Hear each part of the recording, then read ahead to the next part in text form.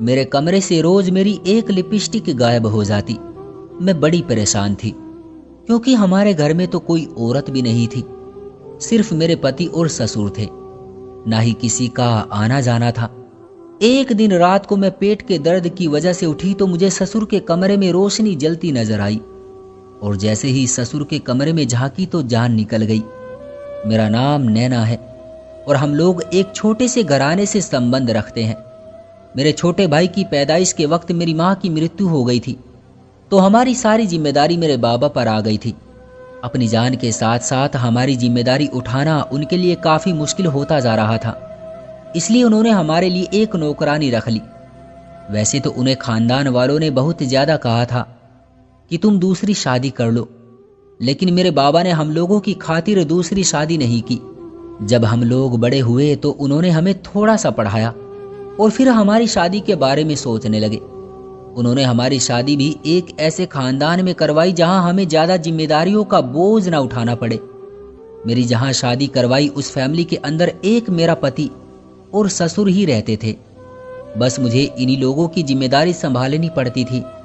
जब मैं उनके घर ब्याह कर आई तो शुरू में तो मैं बहुत ज़्यादा खुश थी, मगर धीरे धीरे मुझे कुछ अजीब सा एहसास होने लगा। यह एहसास शायद मुझे पहले भी हो जाता, लेकिन मैंने अपनी चीज़ों पर ध्यान ही नहीं दिया।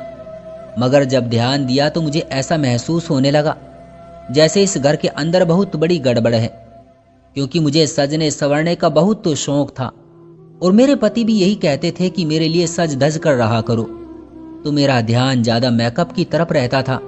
मगर मेरे बाबा ने दहेज में मुझे इतना मेकअप दिया था कि मुझे किसी चीज़ की कमी का एहसास ना हुआ। लेकिन फिर धीरे धीरे मेरी चीज़ें कम होने लगी। मेरे कमरे से रोज मेरी एक लिपस्टिक गायब हो जाती। मैं बड़ी परेशान थी क्योंकि मेरे घर में तो कोई औरत थी ही नहीं, सिर्फ मेरे पति और ससुर थे। ना ही किसी का आना जाना था। यही बात सोचकर मैं काफ़ी हैरान थी। मैंने बहुत बार अपना ही कमरा छान मारा था कि कहीं मैं ही रख कर भूल गई हूँ, लेकिन ये शायद मेरी भूल नहीं थी। मेरी चीज़ें कम हो रही थी और वो कहाँ जा रही थी मुझे बिल्कुल भी मालूम नहीं था। एक दिन रात को मैं पेट के दर्द की वजह से उठी तो मुझे ससुर के कमरे में रोशनी जलती हुई नजर आई, और जैसे ही ससुर के कमरे में झांकी तो जान निकल गई कि वहां तो कोई औरत लाल जोड़ा पहनकर पूरी तरह सोलह श्रृंगार करके आईने के सामने बैठी थी, और उसके हाथ में मेरी ही लिपस्टिक थी जिसे वो अपने होठों पर बार बार लगा रही थी। ये देखकर मेरी चीख निकल गई। मैं उस औरत को जानती नहीं थी। मैं घबरा गई और भागते हुए अपने कमरे में आ गई। अपने पति को झिंझोड़ा, मगर नींद पक्की होने की वजह से वो इतनी जल्दी नहीं उठा। जब वो उठा तो मैंने उसे कहा कि तुम्हारे बाबा के कमरे में कोई है। मेरी बात सुनकर उन्हें लगा कि मैं रात के वक्त मजाक कर रही हूँ, इसलिए उन्होंने मुझ पर गुस्सा करना शुरू कर दिया। लेकिन मैंने कहा नहीं, मैंने वाकई आपके बाबा के कमरे में किसी को देखा है। चाहे तो आप मेरे साथ चलकर देख सकते हैं। मेरी बात सुनकर उन्होंने कहा कि ठीक है, लेकिन अगर तुम्हारी बात मजाक निकली तो ये तुम्हारे लिए बिल्कुल भी अच्छा नहीं होगा। मैंने कहा ठीक है। मैं अपने पति को लेकर अपने ससुर के रूम की तरफ गई, और जब मेरे ससुर ने दरवाज़ा खोला तो ये देखकर मैं हैरान रह गई कि वहाँ तो कोई भी नहीं था, सिर्फ मेरा ससुर अकेला था। ये देखकर मेरे पति को बहुत गुस्सा आ गया और कहने लगे कि दोबारा मेरे साथ ऐसा मजाक बिल्कुल भी मत करना। मैं उसकी बात सुनकर खामोश हो गई, और जैसे ही अपने कमरे में हम वापस जाने लगे तो मेरे ससुर ने मुझे नज़रों से ही चैलेंज किया। उसकी आंखों में वाकई चैलेंज नजर आ रहा था। मैं उसे देखकर हैरान रह गई। मैंने आज तक अपने ससुर का ऐसा कोई रूप नहीं देखा था। मुझे हैरानी इस बात की नहीं थी कि मुझे उस वक्त डांट पड़ी थी, हैरान तो मैं इस बात पर थी कि आखिर उन्होंने वो औरत कहाँ गायब कर दी। और फिर अगले दिन भी ऐसा ही हुआ, मगर इस बार मेरी लिपस्टिक के साथ साथ मेरे दूसरे मेकअप का कुछ सामान भी गुम हो गया था। ये देखकर मुझे बहुत ज़्यादा गुस्सा आता, क्योंकि मेरे मेकअप का सामान कोई सस्ता नहीं था।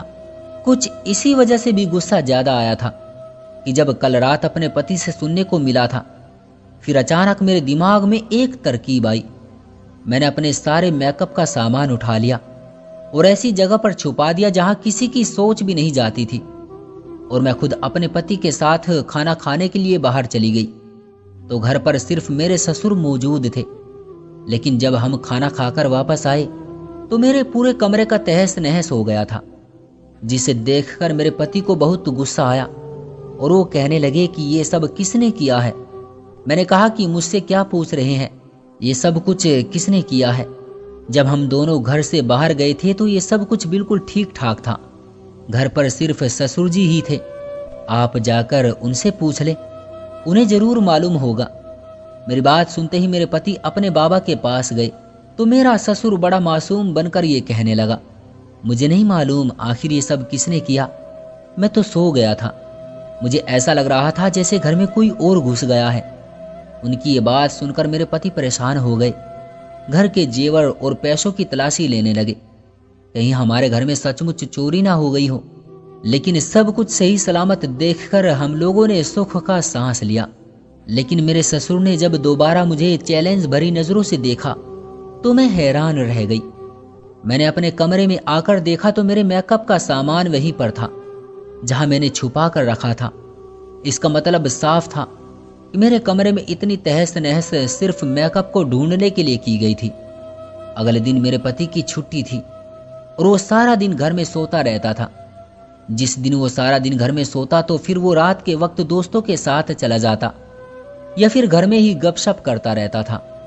तो मैंने अपने पति से कहा कि आज आप दिन में सो जाएं, आज रात को हम जरूरी बातें करेंगे। मेरी बात सुनकर मेरे पति ने कहा कि ठीक है, हम रात को घर के मामले देखेंगे, अभी फिलहाल मैं सो जाता हूँ। वो दिन के वक्त सो गए और मैंने अपने सारे मेकअप का सामान खोलकर सामने रख दिया। और शाम के वक्त मैंने देखा कि मेरे सामान में से लिपस्टिक और दूसरा मेकअप का सामान गुम था। और फिर रात के वक्त हम लोग बातें करने लगे। जब मैंने देखा कि वही टाइम है जिस टाइम पर मैं उस दिन रात के वक्त उठकर अपने ससुर के कमरे में चली गई थी और मैंने वहां उस औरत को देखा था। उस वक्त मैं अपने पति को लेकर कमरे से बाहर आई और अपने ससुर के कमरे के बाहर खड़ा कर दिया। मैंने इसी वक्त आपके बाबा के कमरे में उस औरत को देखा था। मेरे पति ने झांक कर मेरे ससुर के कमरे में देखा तो दोबारा मुझ पर गुस्सा करने लगे और कहने लगे, तुम मुझे मेरे बाबा से भड़काने की कोशिश कर रही हो। मेरे बाबा सो रहे हैं। लेकिन जैसे ही मेरी नजर उनके पैरों पर गई, ये देखकर मैं हैरान रह गई कि मेरे ससुर के पांव पर मेहंदी लगी हुई है। मैंने अपने पति से कहा कि अपने बाबा के पैरों की तरफ देखें।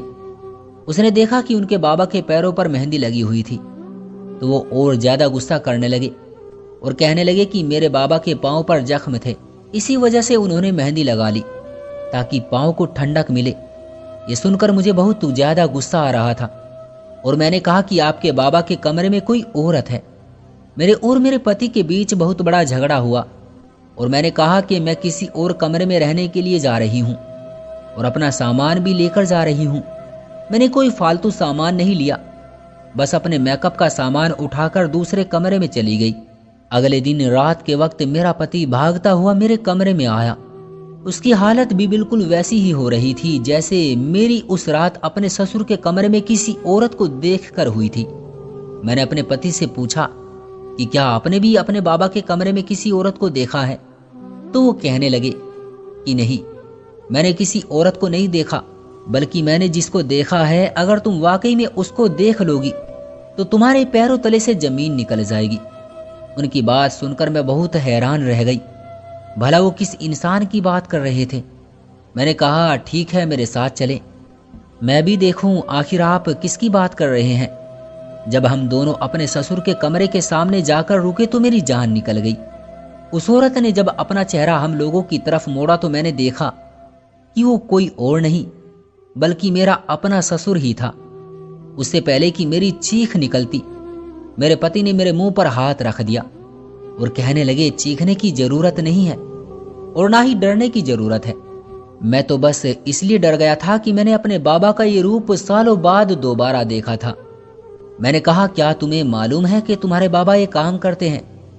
तो वो कहने लगा, नहीं, मुझे ये सब कुछ नहीं मालूम, क्योंकि बहुत साल पहले मेरे बाबा को एक दिमागी बीमारी हो गई थी जिसमें वो खुद को औरत समझने लग जाते थे और रात के वक्त मेकअप करके सो जाते।